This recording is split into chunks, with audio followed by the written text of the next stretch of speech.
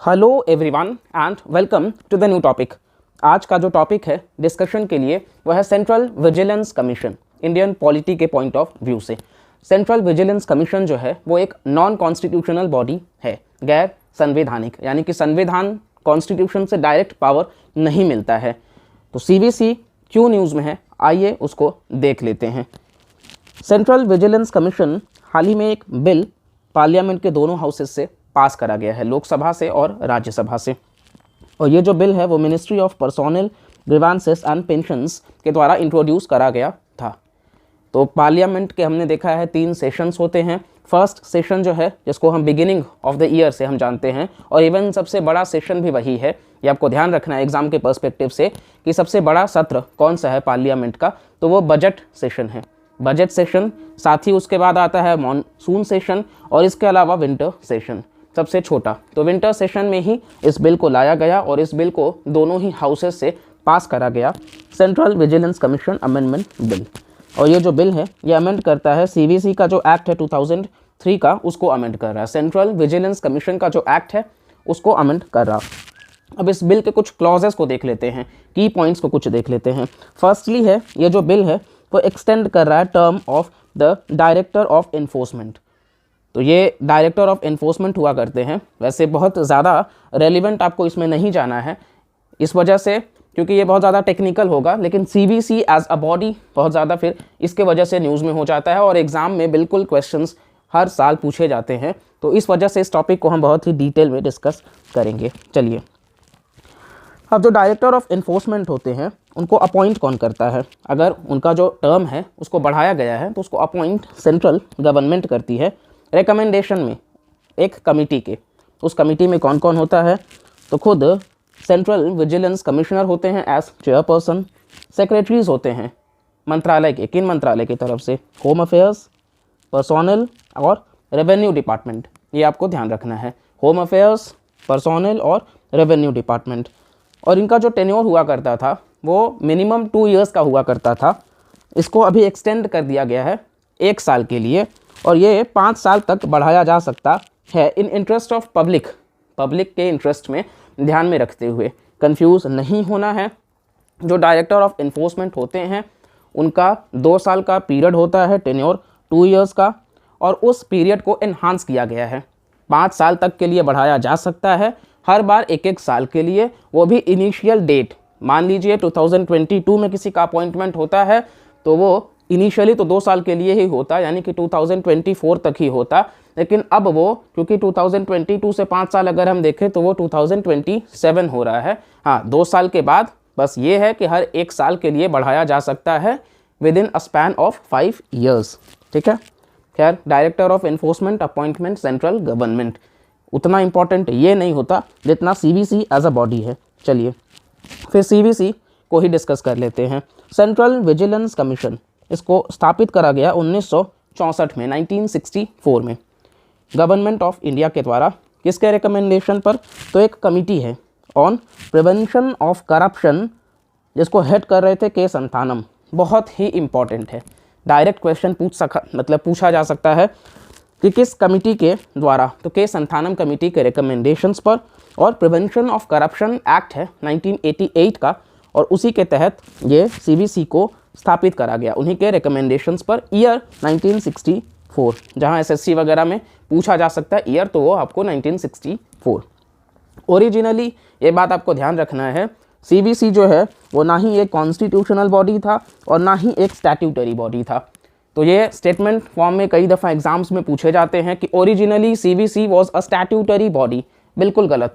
जब यह स्थापित हुआ था तो ना ही ये संवैधानिक था और ना ही ये स्टैट्यूटरी था, आपको ये चीज़ का ध्यान रखना है।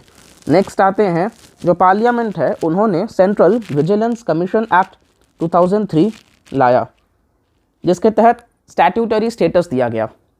सेंट्रल विजिलेंस कमीशन एक्ट 2003 से इसको स्टैट्यूटरी स्टेटस प्रोवाइड कराया गया। और ये एक इंडिपेंडेंट बॉडी है जो कि इकलौता रिस्पॉन्सिबल होगा पार्लियामेंट को, यानी कि सीवीसी किसी मंत्रालय को, किसी डिपार्टमेंट को रिस्पॉन्सिबल नहीं होगा। सीवीसी डायरेक्टली रिस्पॉन्सिबल होगा पार्लियामेंट ऑफ इंडिया को, और ये एक इंडिपेंडेंट बॉडी है।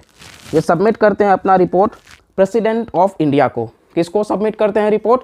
प्रेसिडेंट ऑफ इंडिया को। कीवर्ड्स को हम हाईलाइट कर रहे हैं एग्जाम के पॉइंट ऑफ व्यू से, यही कीवर्ड्स बहुत इंपॉर्टेंट हैं, बिल्कुल क्वेश्चंस पूछे जा सकते हैं, तो आपको उन्हीं तरीके से इनको देखते चलना है। अब नेक्स्ट हम आते हैं कंपोजिशन की बात कर लेते हैं सीवीसी का। तो सीवीसी जो है वो एक मल्टी मेंबर बॉडी है।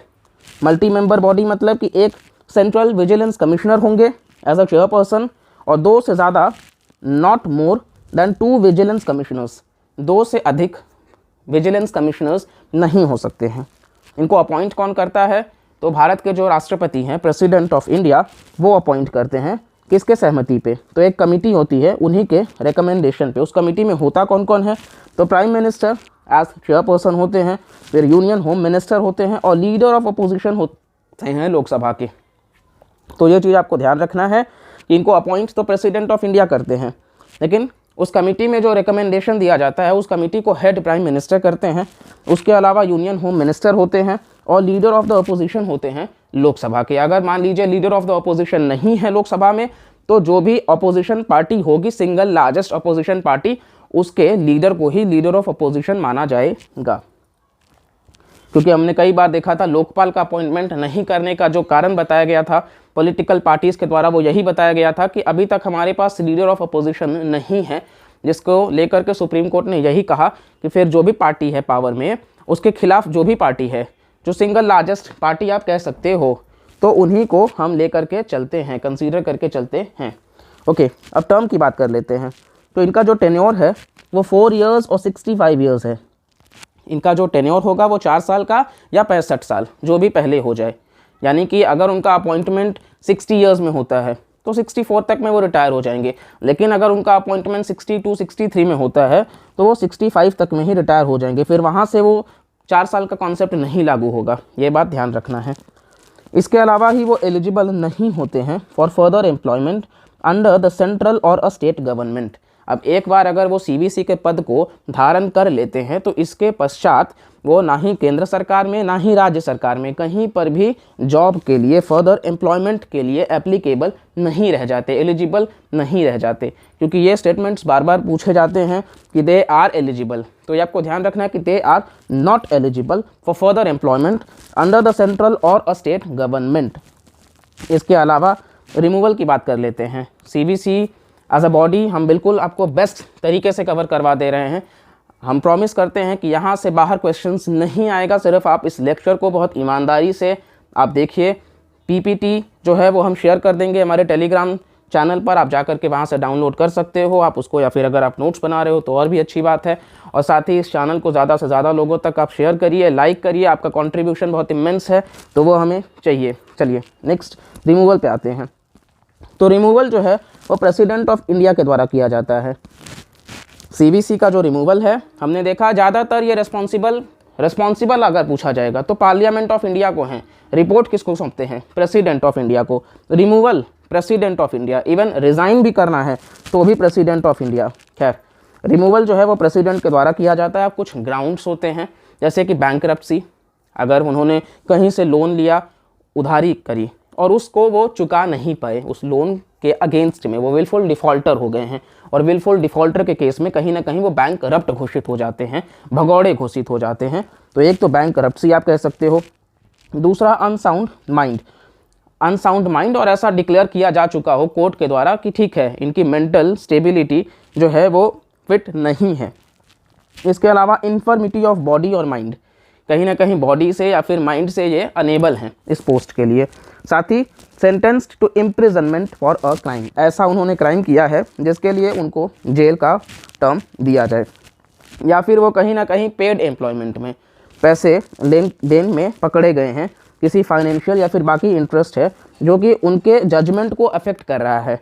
ये आपको ध्यान देना है कि ऐसा कहीं भी वो काम नहीं करे जहाँ पर वो मान लीजिए कि किसी कंपनी को बेनिफिट देने के लिए, उनके फेवर में, उनके इंटरेस्ट के लिए वो पहले से ही पेड एम्प्लॉयमेंट में पकड़े जा रहे हों, कि मतलब उनसे रिश्वत तो ले लिया कि चलो आपके फेवर में। क्योंकि सीवीसी का काम क्या होता है जनरली, अगर सीवीसी के काम को समझा जाए तो सीवीसी का काम यही है कि जो एक करप्शन एजेंसी है, आप कह सकते हो सीबीआई की तरह ही ये भी है, लेकिन सीबीआई का अपना खुद का पावर होता है Delhi special police establishment act 1946 से, DSPE हाँ, आप कह सकते हो सीबीआई ना ही कॉन्स्टिट्यूशनल है ना ही स्टैट्यूटरी है, क्योंकि उनका अपना एक्ट नहीं है, लेकिन उनके पास एक ओवरराइडिंग पावर है। लेकिन हमारे यहाँ सीवीसी में हम कह सकते हैं कि हमारे यहाँ ओवरराइडिंग पावर नहीं है।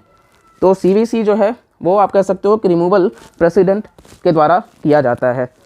साथ ही इनको रिमूव किया जाएगा मिसबिहेवियर या फिर इनकैपेसिटी के बेसिस पे, मिसबिहेवियर या इनकैपेसिटी के बेसिस पे, and that too supreme court जो है उनके द्वारा एक इंक्वायरी चलाई जाएगी और वो उनको गिल्टी करार देना होगा। अगर यस सुप्रीम कोर्ट गिल्टी करार देती है तो प्रूफ्ड मिसबिहेवियर या इनकैपेसिटी के बेसिस पर भी उनको हटाया जा सकता है। और जैसा कि हमने देखा कि अगर रिज़ाइन भी कर रहे हैं तो प्रेसिडेंट के द्वारा ही, मतलब प्रेसिडेंट को ही रेजिग्नेशन अपना सौंपेंगे। तो वही हम कहने जा रहे थे आप सभी से कि सीवीसी जो है उनका काम जो है वो यही है कि जो करप्शन एजेंसी है उसको टैकल करेंगे कि किस तरीके से करप्शन को मैनेज करना है, और यही इनका काम होता है जनरली। और सबसे पहला जो सीवीसी के आप कह सकते हो सेंट्रल विजिलेंस कमिश्नर हैं वो एन श्रीनिवास राव जी हैं। और विसल ब्लोअर का काम, जैसे हम कई बार व्यापम स्कैम मध्य प्रदेश में देखने को मिला था, तो विसल ब्लोअर तभी से न्यूज़ में आ गया था कि हमारे देश में विसल ब्लोअर्स को भी प्रोटेक्शन दिया जाए। विसल ब्लोअर का मतलब ये होता है कि सपोज़ मैंने कहीं पे देखा कि करप्शन हो रहा है और हम उसके बारे में डिस्क्लोज़ कर रहे हों, और इस चीज़ को ही विसल ब्लोअर क्योंकि मैं बता रहा हूँ, तो ये विसल ब्लोअर का काम हो जाता है। और सीवीसी जो है वो सेम विसल ब्लोअर का ही काम विजिलेंस वगैरह देखता है कि किस तरीके से ऑर्गेनाइजेशंस जो हैं वो प्लान कर रहे हैं, एग्जीक्यूट कर रहे हैं। तो इस तरीके से करप्शन वगैरह को टैकल करने के लिए सीवीसी को आप देख सकते हो एज अ बॉडी। अब नेक्स्ट आते हैं, कुछ और पॉइंट्स डिस्कस कर लेते हैं। तो जो सैलरी, अलावेंसेस और बाकी का कंडीशंस ऑफ सर्विस है सीवीसी का, वो सिमिलर होता है यूपीएससी की तरह। अगर सेंट्रल विजिलेंस कमिश्नर हैं तो उनका सिमिलर होगा चेयरमैन ऑफ यूपीएससी की तरह, और अगर वो नॉर्मल विजिलेंस कमिश्नर हैं तो उनका जो सैलरी होगा वो यूपीएससी के मेंबर्स जितना होगा। तो ये जो सैलरी, अलावेंसेस और कंडीशंस ऑफ सर्विस है ये सिमिलर यूपीएससी को लेकर के है, ये भी आपको ध्यान रखना है। और इसी के साथ इनका जो पावर है वो एक सिविल कोर्ट का पावर मिलता है इनको, और इनको जुडिशियल कैरेक्टर पर भी ये प्रोसीडिंग्स कर सकते हैं। तो सिविल कोर्ट का पावर है और जुडिशियल कैरेक्टर पर भी प्रोसीडिंग्स कर सकते हैं। और इनका जो हेडक्वार्टर्स है वो न्यू दिल्ली में है। ये आपको बिल्कुल ध्यान रखना है, क्योंकि बहुत सारे क्वेश्चंस आप अगर जाकर के सीवीसी टॉपिक पे रिसर्च करिएगा तो आप देखिएगा कि मेजॉरिटी ऑफ द क्वेश्चंस जो हैं वो इसी के बेसिस पे हैं। इवन विजिलेंस अवेयरनेस वीक भी चलाया जाता है, जो कि सरदार पटेल जी के, आयरन मैन ऑफ इंडिया जी के बर्थ एनिवर्सरी पे 31 अक्टूबर को ये विजिलेंस अवेयरनेस वीक चलाया जाता है। और ये आप उसके पॉइंट ऑफ व्यू से भी ध्यान रख सकते हो। और साथ ही साथ कहीं ना कहीं मतलब इसके पॉइंट ऑफ व्यू से ज्यूरिसडिक्शन वगैरह जो है सीवीसी का, तो ज्यूरिसडिक्शन में काफ़ी सारे हिस्से को कवर कर ही लिया जाता है। जैसे यूनियन गवर्नमेंट के ऑफिसर्स हो गए, जो ग्रुप ए ऑफिसर्स होते हैं ऑल इंडिया सर्विसेज के, जैसे कि IAS, IPS, IFOS फॉरेस्ट वाले, साथ ही साथ पब्लिक सेक्टर बैंक ऑफिसर्स जो हो गए, इनके अलावा RBI, नाबार्ड, इवन सिडबी के जो ऑफिसर्स हैं, और इनसे ऊपर के PSU ऑफिसर्स वगैरह। तो मतलब इन शॉर्ट इन सारे लाइफ इंश्योरेंस कंपनीज वगैरह, वो ऑफिसर्स जिनका सैलरी 8700 पर मंथ या उससे ज़्यादा का है, तो ये सारे के सारे पे कहीं ना कहीं ज्यूरिसडिक्शन होता है सीवीसी का। तो इसके पॉइंट ऑफ व्यू से सीवीसी आप मतलब उनका ज्यूरिसडिक्शन थोड़ा आप देख सकते हो। और ज़्यादा पावर, जैसा कि हमने बताया, ओवरराइडिंग पावर CBI, लोकपाल, इन सभी के पास देखने को मिलेगा, उसमें आपको कन्फ्यूज़न नहीं होना है। और इसी के अलावा जो पॉइंट्स इंपॉर्टेंट थे वो हमने कवर कर लिया। ये कमेटी में जो मेंबर्स होते हैं वो ध्यान रखिएगा, बार बार पूछा जाता है कि जो कमेटी रिकमेंड करती है उसमें कौन कौन मेंबर्स होता है। तो prime minister, leader of opposition, Lok Sabha के, और यूनियन होम मिनिस्टर होते हैं। इसी के अलावा यहाँ पे हम इस टॉपिक को यहीं पे एंड करते हैं। आप बिल्कुल, हम बहुत जल्द पॉलिटी का एंटायर कोर्स लेकर के आएंगे अपने इस चैनल पर, और आपके लिए डेडिकेटेड पॉलिटी के लेक्चर्स इसी तरीके से बनाए जाएंगे, इससे और बेहतर तरीके से बनाए जाएंगे। बस आपका सपोर्ट हो, आपका लव हो, और बस मिलते हैं फिर अगले लेक्चर में। Thank you.